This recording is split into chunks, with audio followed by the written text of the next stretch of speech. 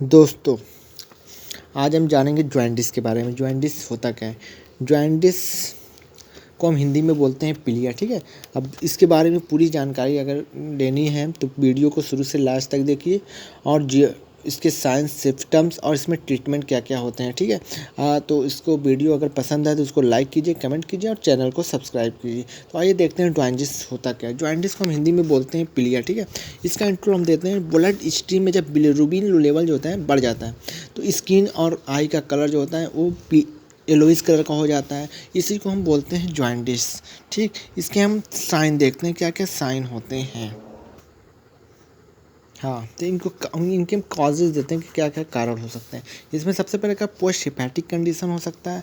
Blood में bilirubin की मात्रा बढ़ जाएगी, तब भी तब इससे क्या होगा कि एलोइस कलर आ जाएगा। बाइल पिगमेंट क्या होता है, अधिक हो जाता है। और से बहुत से कारण है, क्या है कि हिपैटिस यकृत शोधित को हिंदी में बोलते हैं। गैल स्टोन हो सकता है, पित्त में पथरी हो सकता है, ट्यूमर्स हो सकता है। ठीक, लीवर का एक्यूट इन्फ्लामेशन या लीवर में मतलब सूजन आ सकती है, बाइल में सूजन आ सकती है, बाइल डक्ट में किसी प्रकार का ऑब्स्ट्रक्शन भी हो सकता है। इससे भी क्या होता है, ये पीलिया होने के चांसेस होते हैं। ये सब साइंस, ये कॉजेज होते हैं, कारण होते हैं पीलिया होने के। हीमोलिटिक एनीमिया, जिससे बिलिरुबिन की मात्रा क्या होता है जब बढ़ जाएगी तब भी जॉइंटिस हो सकता है। इसके हम साइन एंड सिम्पटम देखते हैं क्या क्या होता है। स्किन स्क्लेरा ऑफ आई, टंग तथा यूरिन का जो कलर होता है वह येलोइश हो जाता है। ये सब साइंस एंड सिम्पटम्स हैं। भूख की कमी हो जाएगी, आपको भूख कम लगेगी, नौसिया फीलिंग होगी, घबराएगा जी, फीवर, कॉन्स्टिपेशन भी हो सकता है। इससे क्या होता है, कब्ज जिसको बोलते हैं हिंदी में। एक्सट्रीम वीकनेस आ जाएगी, आपको कमजोरी महसूस होगी, फीवर, बुखार भी चढ़ सकता है, हेडेक हो सकता है, आपको फैटिक, थकान भी महसूस हो सकती है। ठीक है, तो हम इसका इंस्ट्रक्शन मतलब सलाह हम ले सकते हैं क्या क्या उसमें करना चाहिए। ठीक है, सलाह इसमें ये होता है कि पीलिया के पेशेंट्स को कम से कम 15 दिन की से लेकर 60 दिनों तक बेड रेस्ट रखना चाहिए। ठीक, ऐसे पेशेंट के साथ बेड रेस्ट देने में लोग जल्दी स्वस्थ हो जाते हैं। आर्टिकल डाइट थेरेपी, हम डाइट थेरेपी क्या दे सकते हैं, क्या हो सकता है कि जॉइंटिस के पेशेंट को लाइट हल्की भोजन देना चाहिए। भोजन में फैट फ्री होना चाहिए। ठीक है, उसमें प्रोटीन और कार्बोहाइड्रेट की मात्रा कम से कम अधिक होनी चाहिए। और जॉइंटिस के पेशेंट को ग्लूकोज जितना दे सकते हैं दें।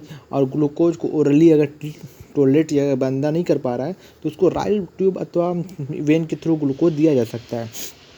पेशेंट को कम से कम 2200 से 2800 किलो कैलोरी एनर्जी की डाइट देनी चाहिए।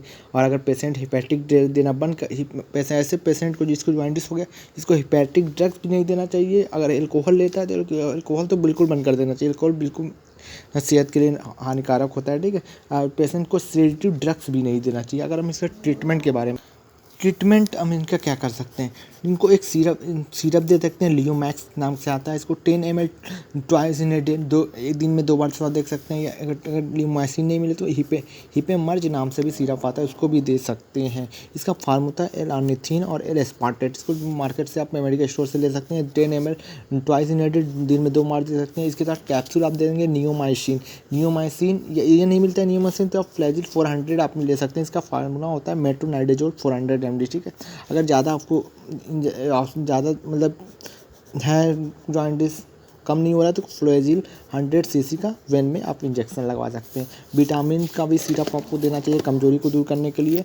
NUM 2M, इसमें विटामिन B1, B2, B12 सभी की मात्रा होती है। ठीक, और एंटा एसिड के तौर पर रेंटेक दे सकते हैं। इसका फार्मूला होता है रेटिटिन एंड डॉमप्राडाइन। ठीक है, अगर ये वीडियो पसंद है तो इसको लाइक कीजिए, कमेंट कीजिए और चैनल को सब्सक्राइब कीजिए। Thank you.